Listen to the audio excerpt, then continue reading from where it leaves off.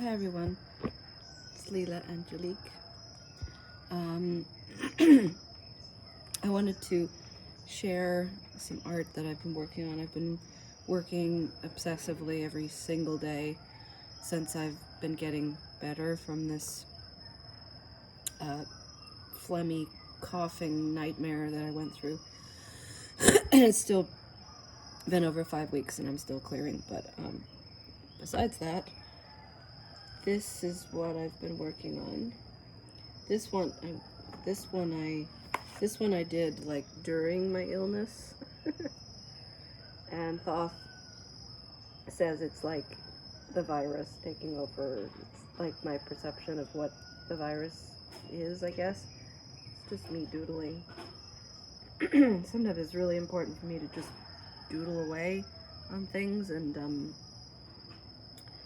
not have any clear path that I'm going to be taking, and it ends up looking really interesting. I love drawing these little tiny creatures. I ended up drawing this little balloon head thing that I really like, and all these little tiny beings. I love doing that, and actually all of my pieces I have little tiny creatures, tiny little things. That's my favorite thing to do, and then lots of doodles, and I love drawing hands. So that's that one. And then over the last several weeks, I don't know how long it's been, I've done this one. This one is, I really love this one. I took a lot of references for inspiration. The opposite of this, where I just doodled. This one I had a reference for the eyes and the head and the bodies, and that one I had a reference, and then I screwed it up and ended up making it this really cool, weird face with lots of lines in it. I love these little guys. I love drawing eyes. I love drawing hands. Yeah, it's hands. That was the last one I did. Let's see, what else? I want to get back into drawing little, like, fashion people. That's what I started doing when I was a little kid. But alien-like, I guess. Lots of eyeballs and hands. This one I love. It's like a cyborg being. I had a reference for the face and everything, and then I went off my own direction with the headpiece.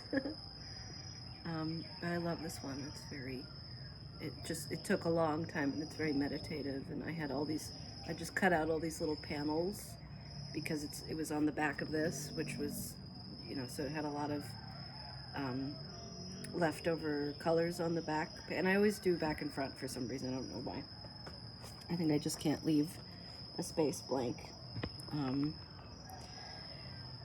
Yeah, so I love it. Where's little Mimi? Is she behind me somewhere? Where are you? There she is, chewing on something. And then recently, I just, while I was finishing this one, I started on just a doodle, and we were actually sitting out at a cafe waiting for our house to be cleaned, and I just started with this little guy, just drawing a little doodle, and then I went there and there and there and there and there and there and there, and then I started with this head, which I found very interesting, and this is all no references. So I like having times in which I'm using a lot of references to help me learn how to draw things that I can't draw from imagination, and then using references. And then I used references for the hands, and then the body was just all imagination. And I had a major breakthrough with this little guy. I don't really know, I don't, even though I've been drawing for 25 years, I don't know how to draw bodies from imagination. Like, I'm not good at perspective and all that stuff. I draw a lot of things straight on, you know, because I don't know how to draw things. It's very hard to learn that kind of stuff, and especially to do it. I can do it. I can do it from a reference, of course, but to do things from imagination with body parts moving in all different directions is really, really, really hard. Even straight on, it's just hard for me to remember where the arms go and everything. And especially when it comes to like a body, torso and legs, I always get it, I always screw it up and I don't know how to do it. So, excuse me, I'm still clearing. But so I just, while I was sitting and listening to Thoth's talk, I was sitting next to him on the patio while he was doing a talk, and I just kind of let myself draw this torso that ended up going into the netherworld of some weird place. And I cut the arms off and had the hands just floating somewhere, and it just ends up being this really, really cool image that I created completely from imagination. And it was just a huge breakthrough for me. And then this one, I started with like a little balloon head floating out of the neck, and I was feeling much more bold. If you can see from having done this, I just felt much more loose. And so I just doodled the whole thing, and like even doodled the feet, just to be these little stumps, and stretched the hands out as long as I could.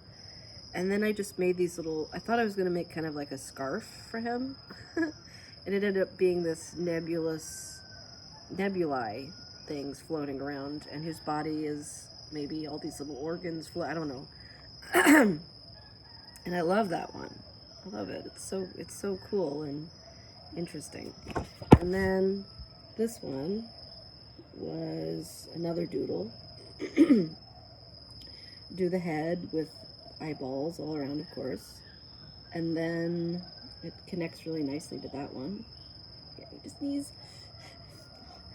And then I did, little weird arms, and then I just kind of doodled the rest too. And it looks like all of them look like little interesting like dresses or something, which I'd love to make. I don't know how, but it just ended up looking really fucking cool, and it's just doodles. So doodling is really, and then I did this one, and that was from imagination as well, actually. I just took references of my hands and, made this little eye creature. I was going to make it into like a whole little being floating there, but it ended up just being this eyeball arm head. So that's that, and it's cool, and it's just a doodle. It's just been sitting around doodling while I'm finishing this other piece. And then last night, this isn't finished yet, but last night when we were at dinner, yesterday afternoon or sometime, I just said, let me just draw a head that has things floating out of it. And I did that all from imagination as well. There was no references for this one. So it's not finished. The whole thing will be something interesting. But this is really nice paper as well. I always find that it's really important for me to have the best paper I can get in order to even just doodle, because it ends up being really something really interesting. And this makes me think about the other day I was talking to my dad, and and he suggested to me that why don't you draw something like Rembrandt? Why don't you I don't know why you mentioned Rembrandt, but he suggested, he said, why don't you draw Thoth as realistically as you can, like Rembrandt? And at the time I was like, that's an interesting idea. And maybe someday I'll do that. I have a really good portrait actually of Thoth that I've done in Procreate. Drawing him is extremely hard, but I did a really nice portrait of him in Procreate that I'll try to share. That's quite realistic for my style. I have a very abstract style that's quite trippy. I don't know why it's like that, but everything I do just ends up being really trippy. And it's not because I do drugs, strangely enough. But my dad suggesting this and saying, the other day when I was doing these little doodly things, this goes against everything that my dad suggested. And it reminds me of when I was a kid and my dad would suppress that creative thing in me. And I wish that when I was 15 years old that my dad had sat me down in his studio and said, let's find out what your voice is, what your music sounds like, what your expression would be, like Thoth did. That's what set me down a different path. She wants her rubby dubs. She wants her rubbies. Uh-oh, rubby dubs.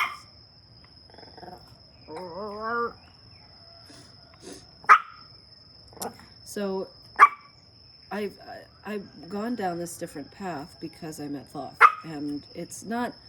I've always been, like I've said a million times, I've always been this freakish, weird person. But it was when I met Thoth that he accepted my weirdness, and before that I'd never really met anybody who had. I had my mentor Will Griffin was lovely and supportive, but he was supportive of me in regards to my voice and my classical training and all of that, and was really supportive of my singing ability and not so much of my creative weirdness, but he didn't turn away from it. Also my choir director, Murray Somerville, was really great when I was 17, 18 years old. I think I mentioned that I did soprano section leader work at the choir, and he was really supportive of me. And he didn't turn away from my weirdness. He never, like, blinked an eye when I came in with ball gowns and stuff to choir practice and clown makeup and tuxedos and tutus. He would just let me be. And I had pink hair in choir, and he let me have that in a very conservative world of Nashville church choir, stuff. He was a conservative British, very gentle,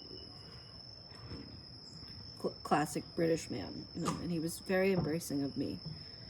And I think it was because of my voice that I was such a weird, quirky girl, but I had this amazing voice, and he couldn't turn away from that. And Will was like that too. And Thoth has been like that with me. But meeting Thoth changed my life because he fully accepted me the way I was and didn't try to change me or make me into something else. And he let me do what I wanted at the tunnel. I would be singing with... She loves this. He gets her rubbies. You see how he's mushing her little body with his toes. She loves this. Ow, ow, ow, ow, ow, ow. So,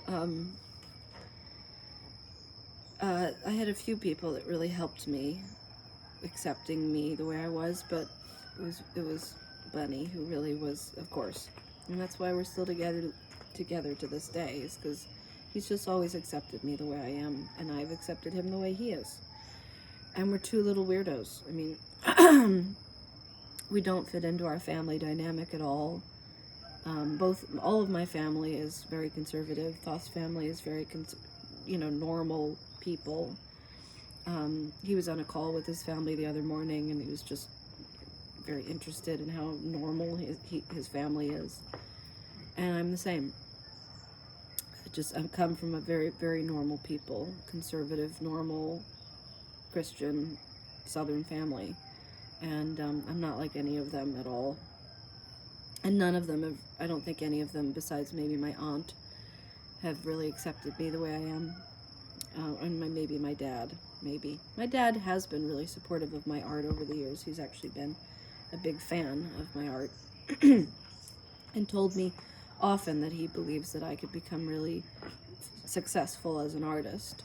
And it was actually strange the other day when he was talking to me and I showed him my art, and he kind of went, when he saw my art style, the way my style is, he just kind of went, you could do that in your sleep. Why don't you try something else? That was weird, because usually he's like, you're incredible, that's amazing, and I don't care. So, but me just continuing to do my own style is me going against everything my father, my family have said to me. You need to try and do things that people understand, people can relate to, and I don't. I never have. Just always been very stubborn that way. And another thing is that I've really been embracing being alone, and I used to struggle a lot with that in the past, that I'd get really depressed and frustrated and sad that we're alone. We're all by ourselves and nobody cares about us and nobody values what we do, and that can really hit me strong sometimes. But these days, ever since I've been sick and all of that, I've really been embracing the solitary life with Bunny and actually really enjoying just being alone. And my day consists of, what are you doing, honey? What are you doing, baby? My day consists of getting up at 6 in the morning, which feels great. After going to bed at 9 p.m. I feel like an old lady. Which is another thing I've been feeling old, not in the negative way of like aches and pains, but just feeling like I've been through way more than I have. Well, sorry, having been through a lot and feeling like it's more of 30 years have passed, that we've been through 30 years of time instead of 15 years of time. Anyway, but going for my run, which is just beautiful. I love being out there in the rice fields or somewhere in nature alone with my thoughts, and it really helps clear my mind and relax me, because I can wake up sometimes with really weird thoughts. The other morning, actually, I was thinking about how Cirque du Soleil was my whole world for like 10 years of my life, seriously, where I was really very much wanting to be in Cirque du Soleil, and particularly play Zoe in Quidam. And I was very obsessed with the music, and how I talked about it a bit in a previous video, how much that discovering Cirque changed my life. And the other morning I was thinking about how much my life would have changed if I had gotten into Cirque du Soleil, because I auditioned when I was 19, and that wasn't my path, and I was so focused on that being my path and that being what I wanted so much to do with my life.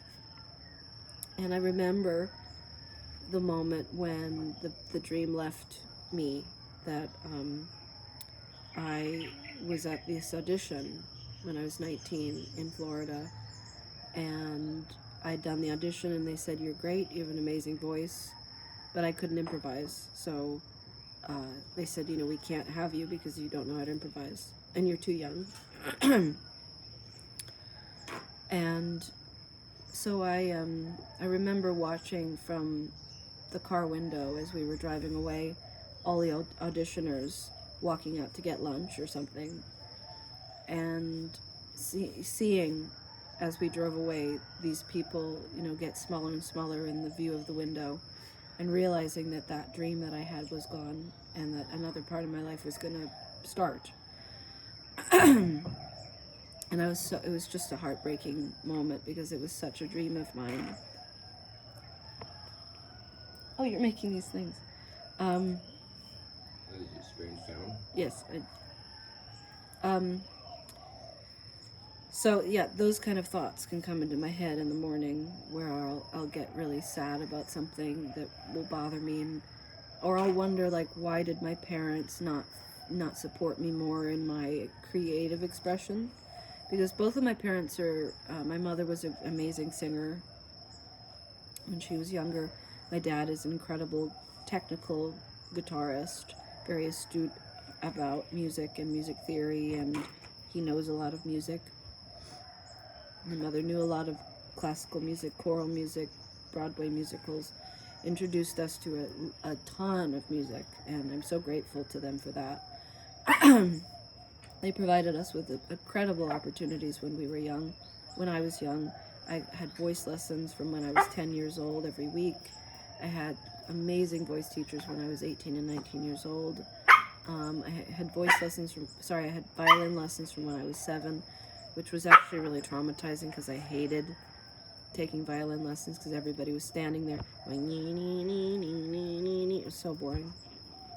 So I'm actually really traumatized, and I hate practicing violin because of it, which I try to do every day for at least 15 minutes. Mimi, my love, can you shut your face, please?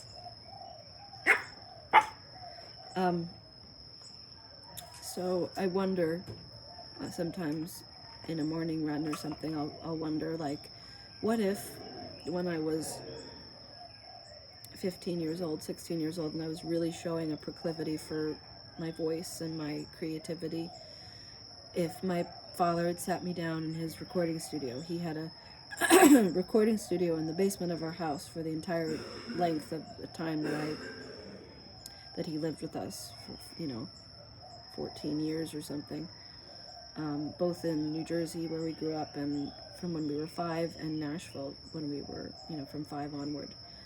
He had a recording studio, and people would come from all over Nashville to record. We'd have whole symphonies in the living room recording, and they would play us Happy Birthday when we were 5 years old. Stuff like that. We'd have bands and choir. It's just huge things happening in our house. That's how good my dad was as a recording engineer. Is he'd have like a whole symphony section in the living room recording something. It was an amazing childhood. And I had a lot of time and space to just explore my own creativity and and I was able to be myself. But I hated Nashville. But like I said, sometimes I'll think about what if my dad had sat me down when I was 16 years old and said, "What would your music sound like? What kind of music would you want to create? What would you want to do if you could do anything? What kind of album would you make of your own music if you could?" Because basically, until I was 20 and I met Thoth, I'd always loved improvisatory music like Bobby McFerrin or really experimental music like Cirque du Soleil or that kind of stuff. But I'd never even considered how to make my own music. I was like, well, I don't know anything about writing music or reading music or music theory. So I just believed that I wouldn't be able to create music, because my father was very much into the only way to make music was to be able to write it down or to know about the theory behind it and all that, which I didn't know, or know a lot of chords and stuff, and being able to be really technically proficient at music in order to then write music. So up until the time I met Thoth, I never thought that I could create music by myself. But when I met Thoth, he just had me stand in his living room and he would play an open G or D, and I would just sing. And it was like, of course I can do this.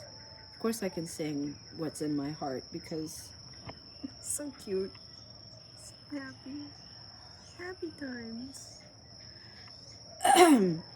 Because I understand music intrinsically. I was always capable. I never learned how to read music because I would always memorize things so quickly. I would memorize very complex pieces of music, and I was very young, and I wouldn't have to have my music book in front of me because I'd know it by heart. So I know a ton of music, including classical music, operas, musicals. I know tons of music. And that's one of my major skills that I developed when I was young, is memorization, is that I could memorize anything and everything music-wise. But one of those thoughts is, if I'd had parents who were more interesting and outrageous and creative. My parents are not creative. My mother was not creative. My mother was an artist for a bit, but not to the degree that I am. Anyway, those kind of thoughts will go through my head in the morning.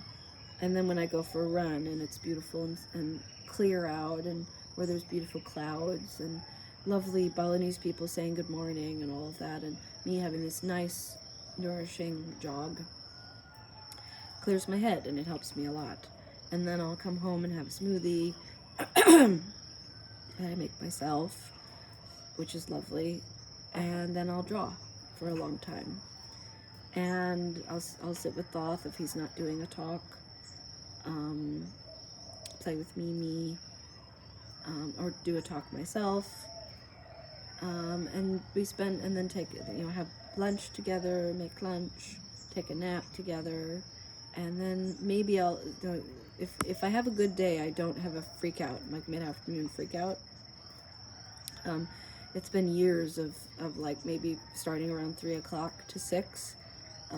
Thoth and I would have we'd just get depressed or sad or frustrated by something or feel hopeless or whatever.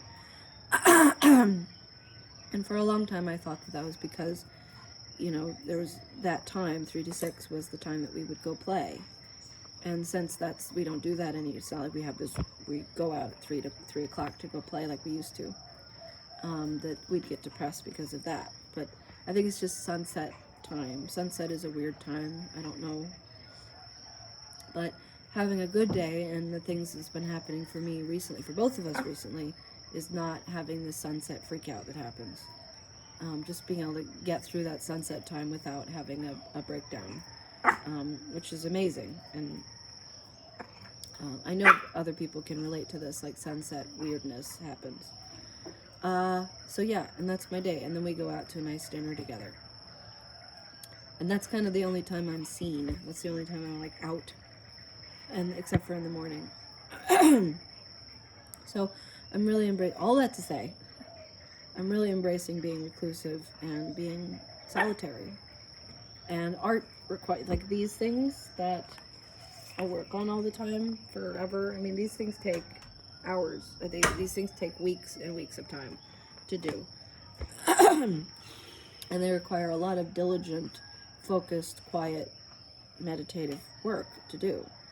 And my happiest place is when I am sitting with my art and my pens and listening to some creepy music or a weird story online or disturbing stuff, whatever, or Cirque du Soleil music or whatever, and I'm just in my own little world with my music, and then I'm drawing. So when I'm in that space, I'm in my own world, and I'm not thinking about anybody or anything else. And Thoth is across the table from me working on his stuff, and we're both very content. And Thoth hasn't had seizures, and this is almost 3 months now, and I'm really hoping that he doesn't have seizures anymore. Maybe he won't. He went through this big freak out thing that happened the last time he had seizures, and maybe that helped him cleanse something in himself, that the seizures won't have to happen anymore. I don't know. We're hoping. So anyway, it makes me think of like when I was a few years ago, when I've always been drawing, and we would be in New York, or we would be in San Francisco or whatever, having to play, and I would take my art onto the subway and sit there and draw, and people would be leaning over me looking at my stuff. Like last night when we were at dinner, this man, very talkative man, he was asking me about what I was eating for dinner, and then he said, "I saw your art and it's incredible." And I said, "Well, thank you, it's just a doodle." And he said, I know it is to you, but to me it's art." And that's really kind. Like I said, not many people see my art much. So it's just sneeze. Excuse me.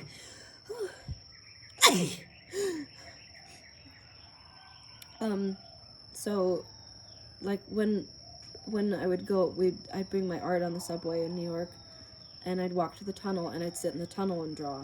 Or I'd sit in the middle of the tunnel when we'd set up and I was waiting for Thoth to do his ceremony and stuff, and I'd be sitting there drawing.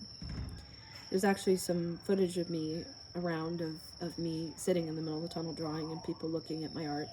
And I remember thinking at that time, like, if I wasn't doing this, I'd just be sitting at home drawing all the time. And that's what my life is now. I'm just getting to do what I love doing. That isn't performing and isn't being out performing all the time. So I'm just getting to embrace this quiet life of doing what I love to do that doesn't require anybody else's participation. Puppy. And that's really nice for me. And whenever I've mentioned it to people, like my sister or my father, they'll be like, being alone and being solitary is not good, or you need to like go and be social. And I don't care.